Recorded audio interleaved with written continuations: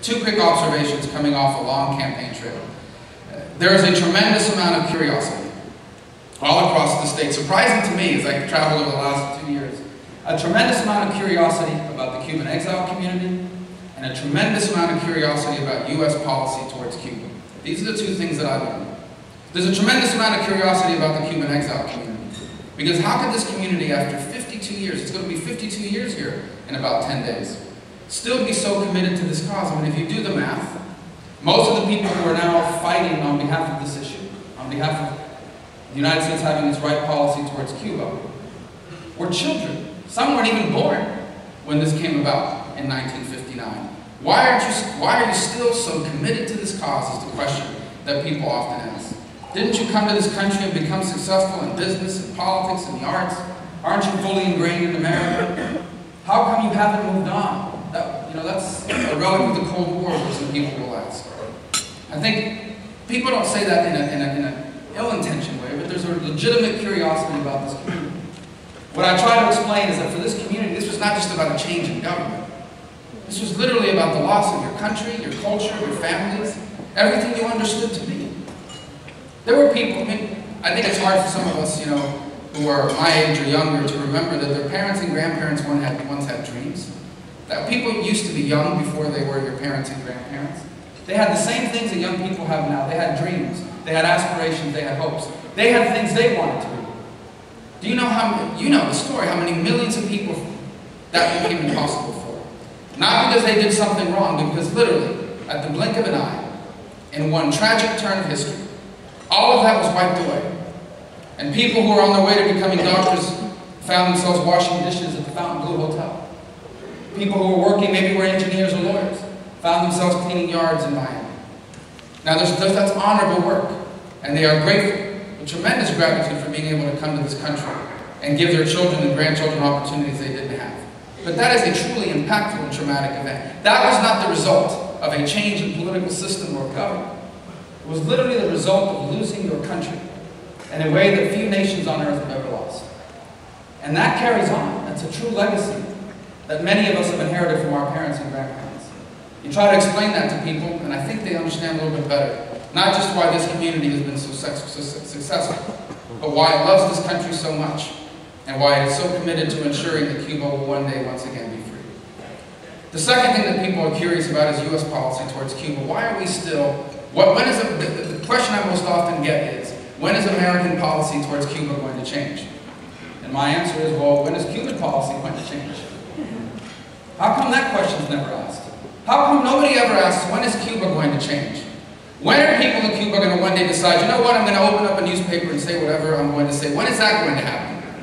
When will people stop going to jail for handing out pamphlets or speaking their mind? When is that going to happen?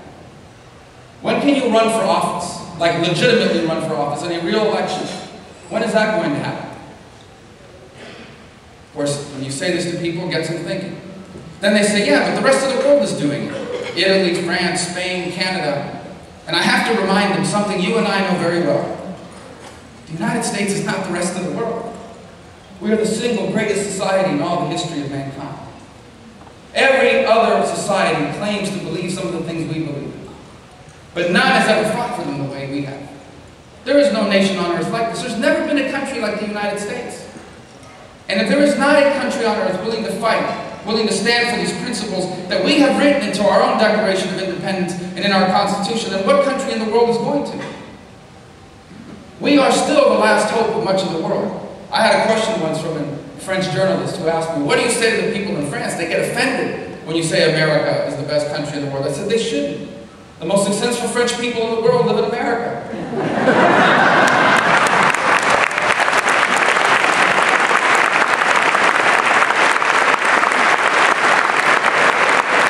Because America is not a race, it's not an ethnicity, it's not a language, it's not a religion. It is ideals and principles, a very simple one.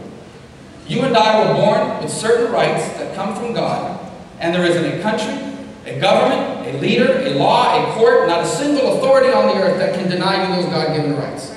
That is what our nation is founded on. And Cuba tests us every day on whether we really believe that or not. Look, I get it, we've messed up. There are other countries in the world that violate human rights, and we have accords with them and trade with them and all sorts of things. But none of them are 90 miles away from our country, and none of them are reversible. We are on the right side on Cuba policy. Maybe we got it wrong in other countries, but we have gotten it right in Cuba. And the way to deal with Cuba is not to treat it like these other countries, but in fact to stand for the principles we believe in as a nation and as a people, and to prove to the world that there is at least one country on earth that will continue to stand for these principles, and one country on earth whose leaders will point out every time leaders in other countries violate them.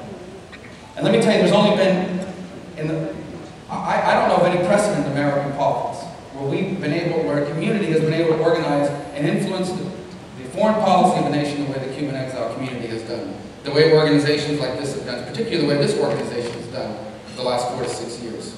It's been a tremendous amount of teamwork from civic leaders and community leaders, many of whom are largely apolitical except for this cause, and you deserve to be congratulated for putting your money, your time, and your prestige where your mouth is.